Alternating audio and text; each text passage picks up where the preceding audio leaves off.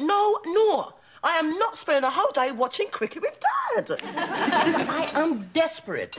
Sean's away and everybody else is working, except for Matthew, who thinks cricket is nothing more than glorified rounders and a waste of a good lawn. Well, he's right, innit? I'm fetching and carrying for Dad all day. It'll be Gloria, lager, and fix me a hard or bully beef sandwich with all the trimmings. I'd rather be fluff me belly button. Why don't we just let him watch the telly in the shop? No. OK, let's not. Look, the shop will be packed up with men and I lose all my customers. Women feel very exposed at the hairdressers, you know, especially that delicate period between the sink and the blow dryer when anything could happen. Black women don't just wash and go. We wash and stay in our day, mate. I don't see what all the fuss is about myself. I mean, it's not as if it's football, is it? Ricky, the last person to sit in Desmond's chair when the West Indies lost came out looking like he'd gone 10 rounds with the Clippers. He does get a bit carried away, doesn't he? He came in my room this morning and made me sign over all rights to the remote control. Lucky when I lived here, I was the remote control.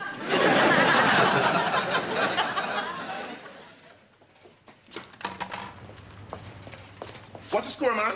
What's the score? Oh, that pork pie just breezed through it. Hardly a breeze. If you'd run any faster, the Met Office would have issued a hurricane warning. Stand back, no man. Your breath coming like a blowtorch for me.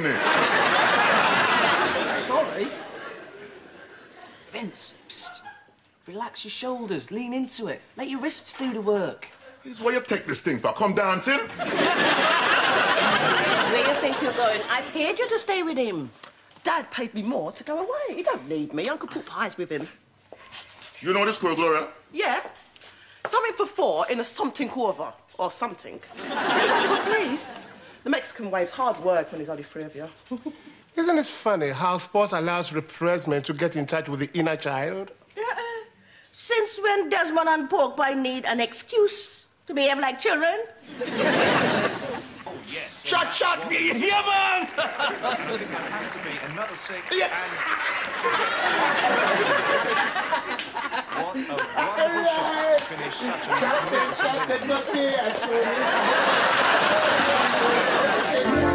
That's strange. I could have sworn it was here. You said that a mile back, Uncle. Why can't men ever admit when they're lost? Always got to front with this internal compass thing. We're here. Ah, yes, okay. So if we go that way... Forget it. Excuse me, sir. Do you know if we can get to Desmond's barber shop from here? Desmond's? Yeah, of course. Why do you know him? You could say that. Oh. You laugh when you see how close you are. Oh, maybe not. I'll tell you what. I'll bung this gear in the boot and then I can give you a lift. I've got to go past that way to get to my stall anyway. That's a great accent you have. Are you one of those Cockneys? Technically, no. That's too bad. I thought I'd found a black Cockney. Wouldn't that have been something? But on a clear day, you can hear the sound of the Bow Bells from right here in Peckham, where I was born. I just love all this quaint mythology stuff. I'm the real thing, girl. Oh, you tourists will see us real working-class Londoners, not some birds in Covent Garden giving it the Eliza Doolittle touch. We're actually here on some business. My name's Juanica Ronay, and this is my uncle. The Reverend Marvin Jones III. Stanley. The first. Prince? You're so cute. Oh, there you go. Jump in. Just lift the lever on the side. Yes, thank you. Yeah. Thank you very much.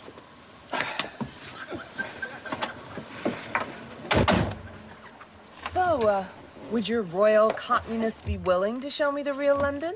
Yeah, I don't see why not. I'll tell you what, if you wait for me at Desmond's, I'll pick you up on the way back. We might not be there that long. I'll call you. Yeah, you do that.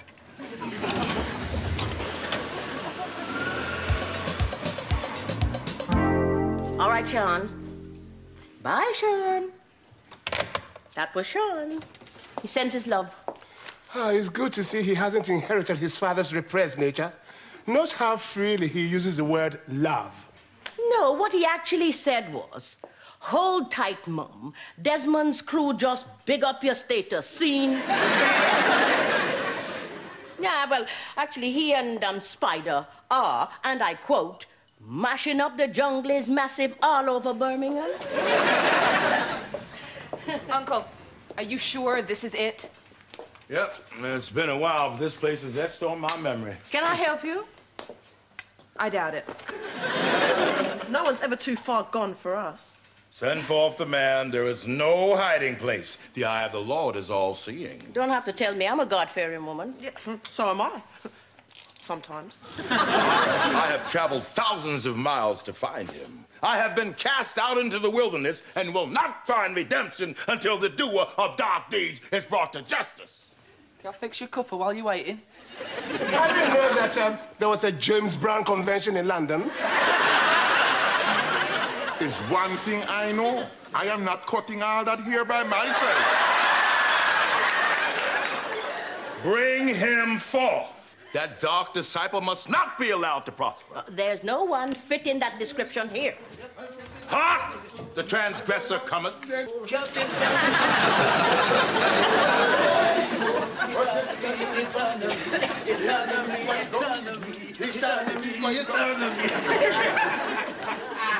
The perpetrator, I presume. The puppy who?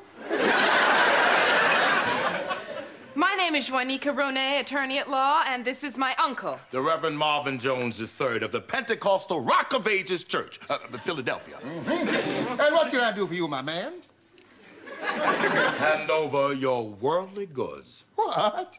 What stupidness is this? He's just kidding. I wish somebody would share the joke. We're suing you, Desmond Ambrose, as the proprietor of Desmond's Barbershop. I don't believe this. How can I be sued by someone I've never seen before? Read this at your leisure. This isn't America. Suing people is not a national pastime here. No, we've got Morris dancing. We're suing for deep mental trauma and psychological distress, culminating in marital breakdown and a complete loss of income resulting from a haircut in this shop. And what have all them fancy words got to do with Desmond? 2 years ago, while working as a missionary on a church exchange, I was lured into that chair with smooth words and falsehoods from the forked tongue of that man. Therein, he did proceed to alter my appearance with such vigor, such gusto, that I did leave that chair looking for all the world like a wrongdoer and philanderer. How come I never leave the chair looking like that? Okay. Desmond does the best he can with the little he's got. But I don't know what he's talking about. All I do is cut hair.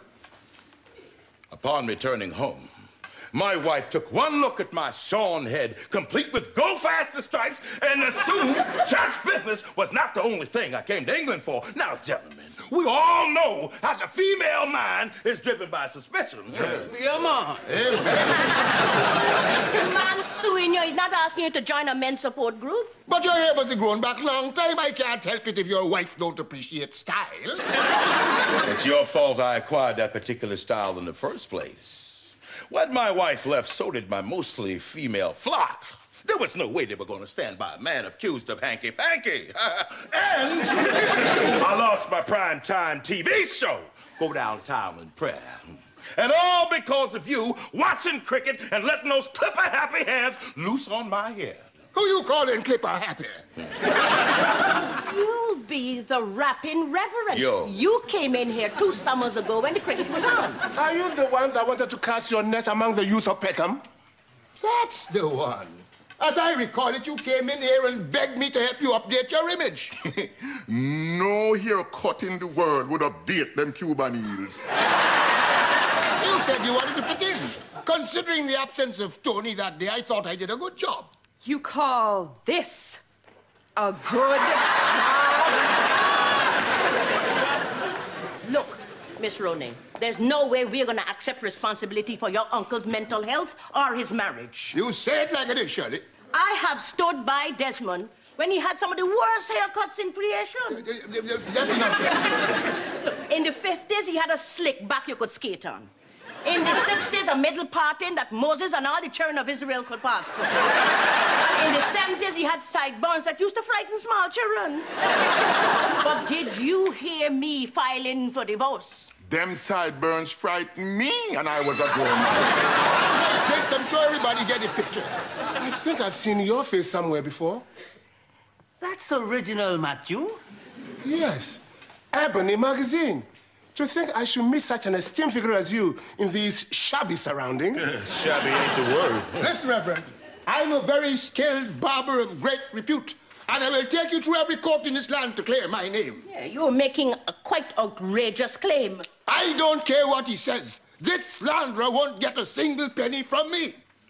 Who said anything about pennies? I'd say a good settlement would be around about 500,000 US dollars. Excluding costs.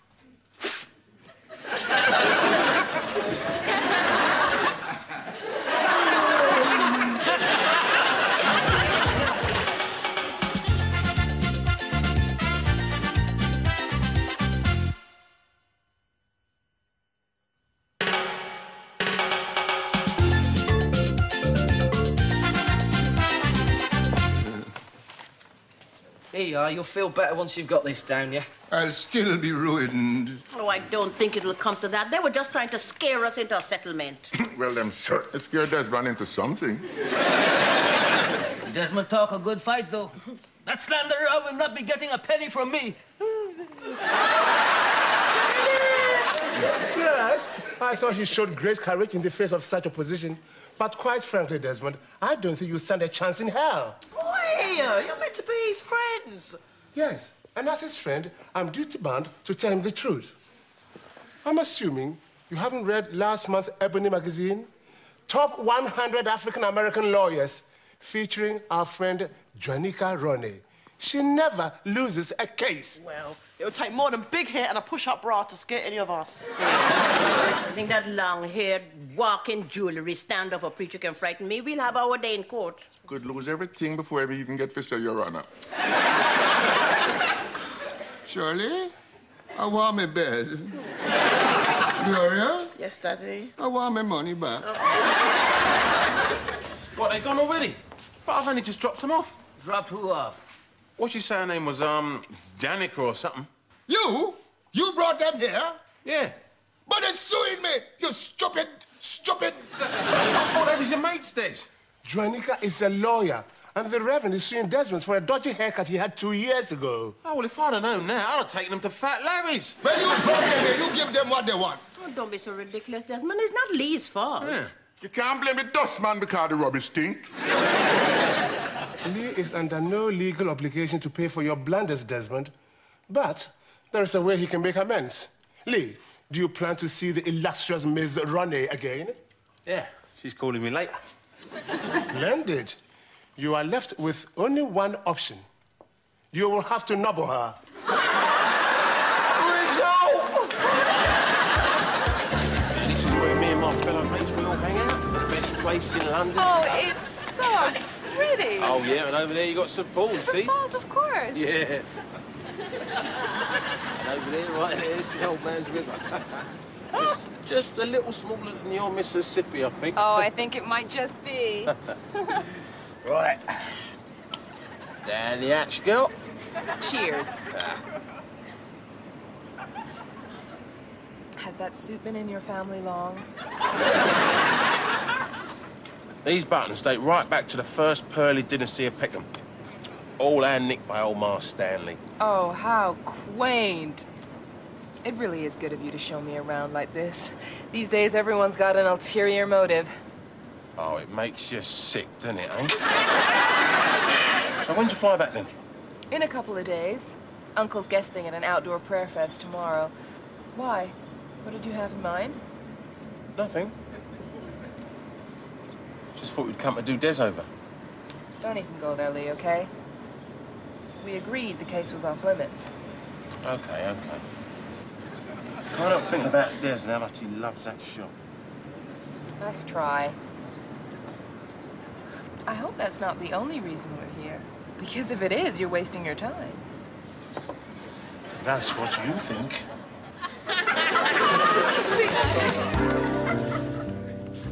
I don't know why I bother to pay staff if I do all the donkey work myself. Oh, Desmond, stop complaining. Vince needs to practice and Ricky had to go to the dentist. Apparently that tooth kept him awake all night.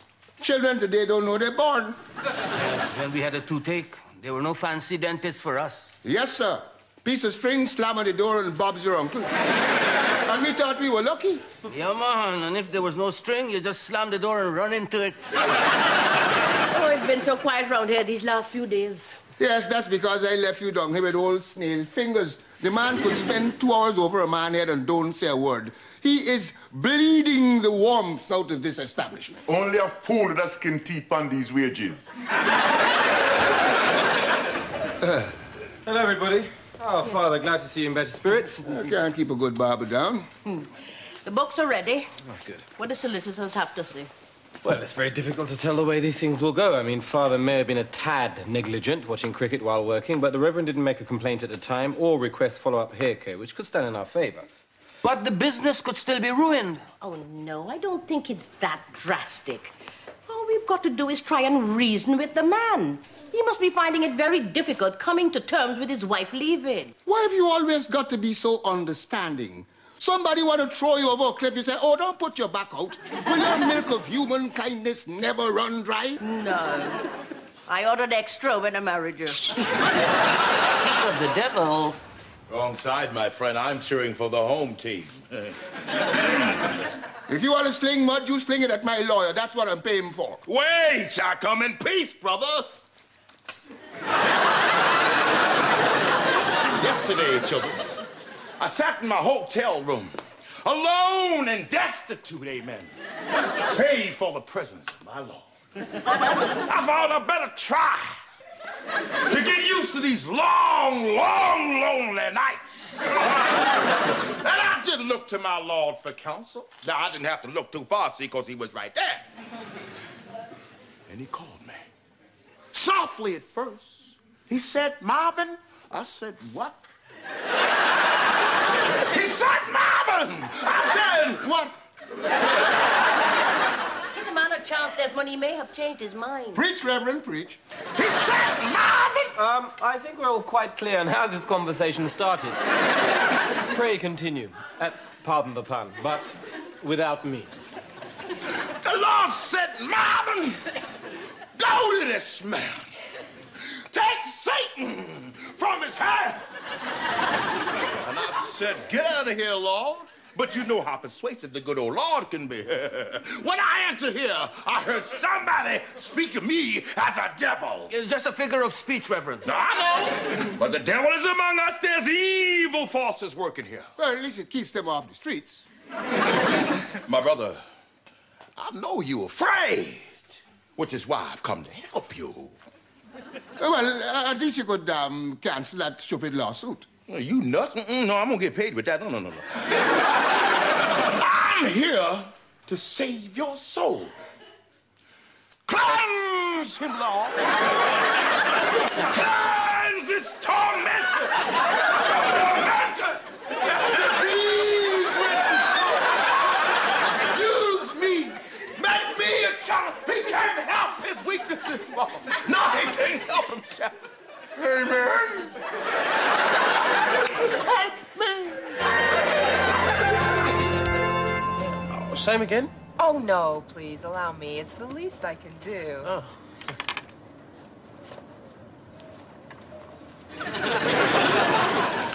What do you think you're doing?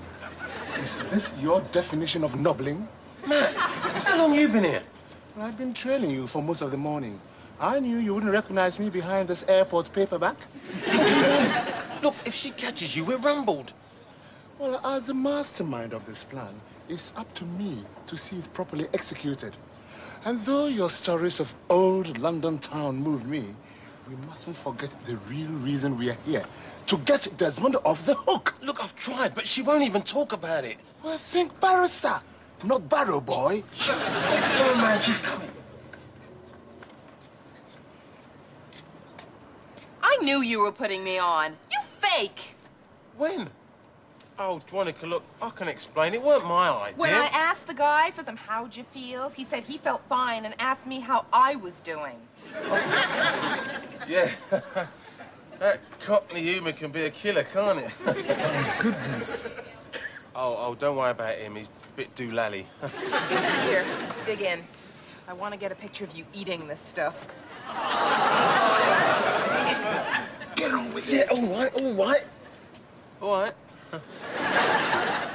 Look, I know you said you don't want to talk about it, right? But I think what your uncle's doing to Des is bang out of order. He's family, Lee. You do the same. But what if it weren't the haircut? I mean, maybe his marriage was in struck beforehand. Maybe. But the haircut was the last straw. At least that's what he told everyone.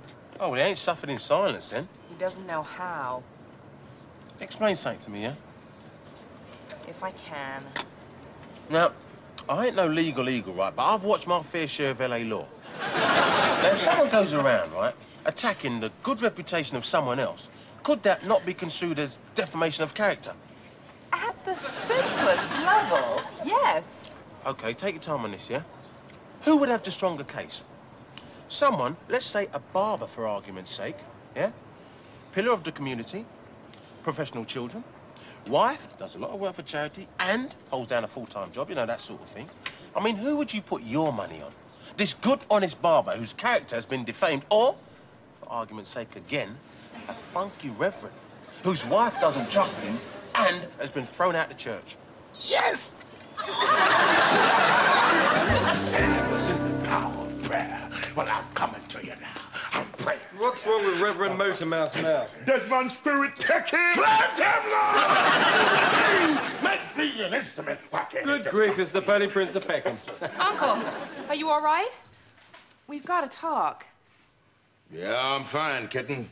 I see you in court. Maybe not. We'll talk on the way. Let's go. Sorry for wasting your time. What you talking about, girl? Come on, Uncle. Bye, Lee. Bye. Oh, who gonna pay the hotel bill? Child, I done seen you to law school for that. No lawsuit for you after all, then, Des. You mean you actually got her to drop it? But Lee, that's marvelous. Yes, he was rather good under my expert tuition. I told her straight. I said, hey, takes more than a Barnett fair cut for your trouble and strife to leave you in the right old 2 and 8 on the Jack Jones, I said. Yeah, well, Lee, I don't know what you said, but thank you for saying it. Me old China.